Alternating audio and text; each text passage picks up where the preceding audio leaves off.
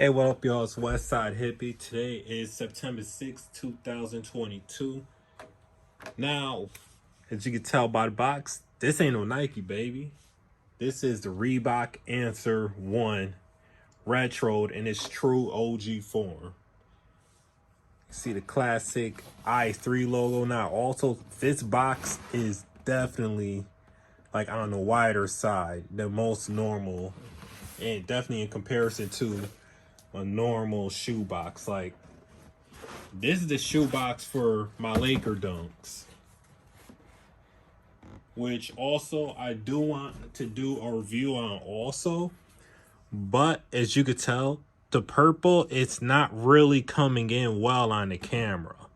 Like, it's definitely a true Lakers purple in hand, but I can't get the camera to like really like show it that good.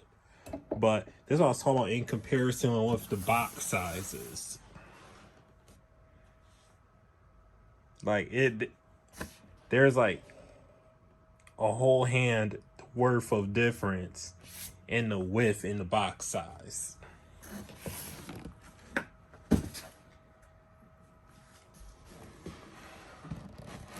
Now, I'm not going to focus on the box too much because truthfully, there's no reps of these. I highly doubt any reps will ever be made of these, especially like going up to a size 13.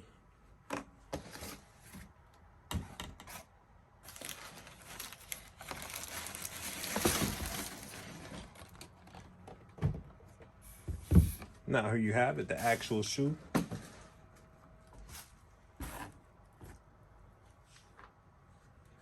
So,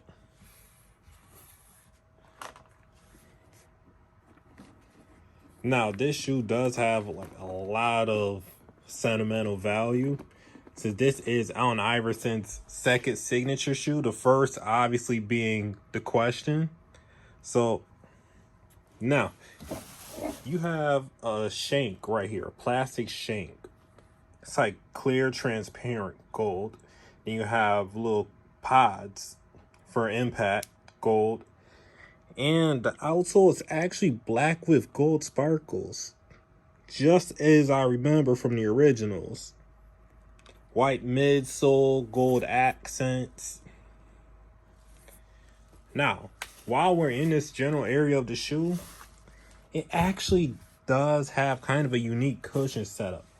It has something called DMX. Has nothing to do with the rapper, but it is the absolute original cushion system for the shoe. So let's say if you step on, like when you make a step, you're on the ball of your feet. You feel the air moving from this area going to a chamber in the heel. But if you were to do a back pedal, you would essentially feel the same, but in reverse. You will feel the air move from the air chamber in the rear and immediately go towards the air chamber in the front. So, with what I was just talking about, so you make a forward step. You will feel the air go from the air chamber that's approximately right here.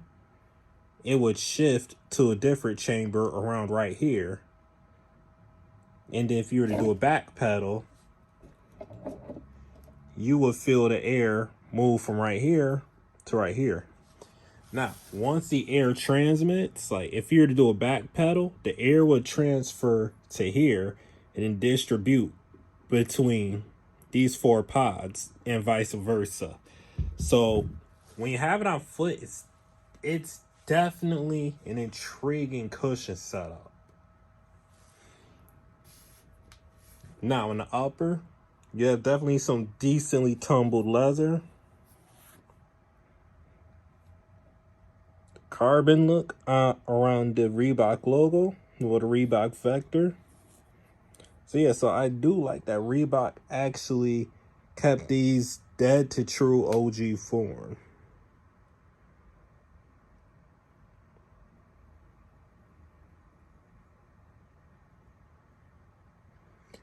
So also, I do not currently see these on GOAT, and I did not see them on StockX. So I can't give you an estimate on whether these would have like a higher resale value or not. Again, pay attention to that heel area. And one of the best logos, definitely the best logo out of Reebok, outside of possibly the first one or two Shaq shoes.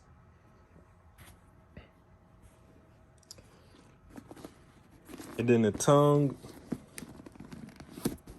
you will see Iverson, which it's in the same, which I believe, I'm trying to think. There's laces in the way, but IVERS.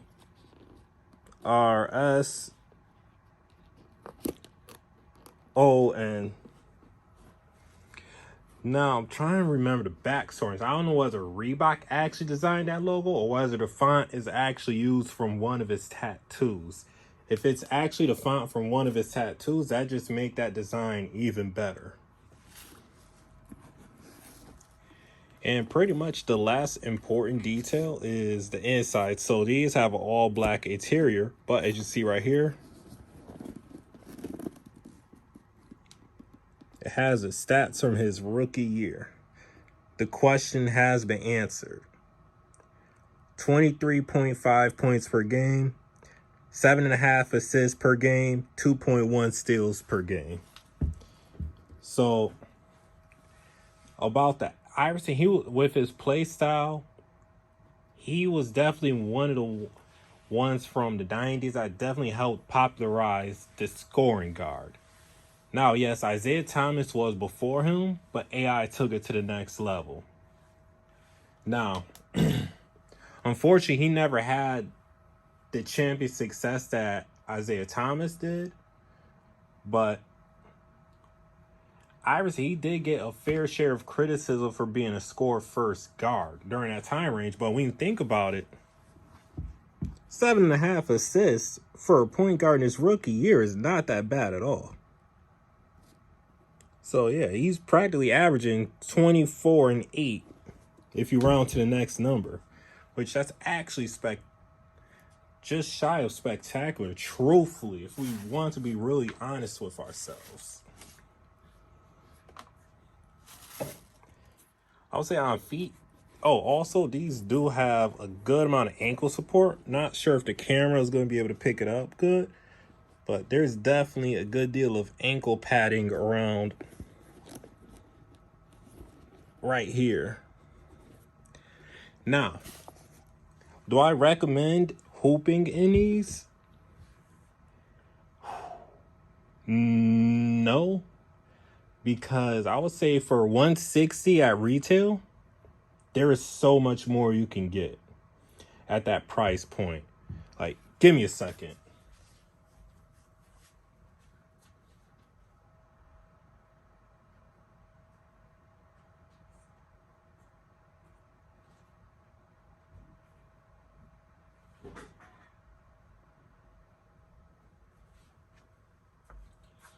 Like, for $10 less, you can get the KD 15, which is probably overall the most fun I've had wearing a sneaker in 2022 so far, in terms of overall cushion, traction, breathability, and everything else that comes with it. So by no means would I recommend for you to hoop in them. Casual wear,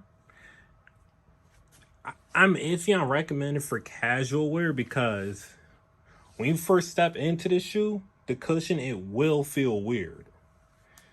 Like, it will feel weird at first, and these are definitely on the heavier side.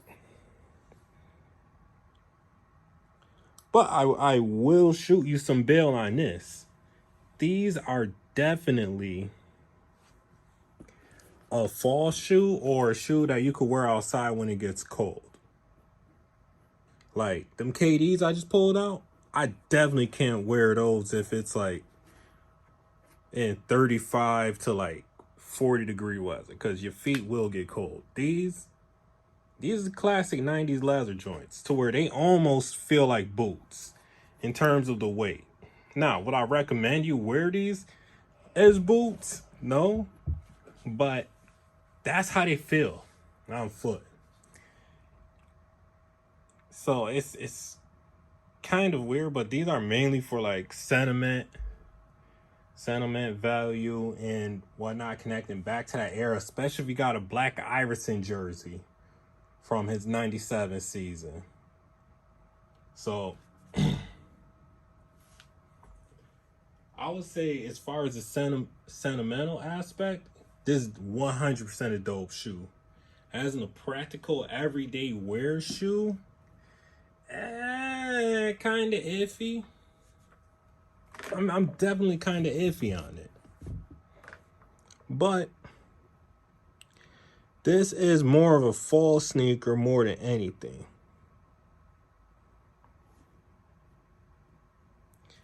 It's like, if these might drop in resale, I mean in value. So again, even if they drop to like dirt cheap prices, I will recommend Kyrie's. I would recommend KD 15s before I'd ever advise anyone to hoop into this. But all in all, sentimentally speaking, this is a very dope shoe. Retail price $160. I've seen these at JD Sports and Finish Line website. They have been currently available for nearly a week. But I'll catch y'all later. Peace.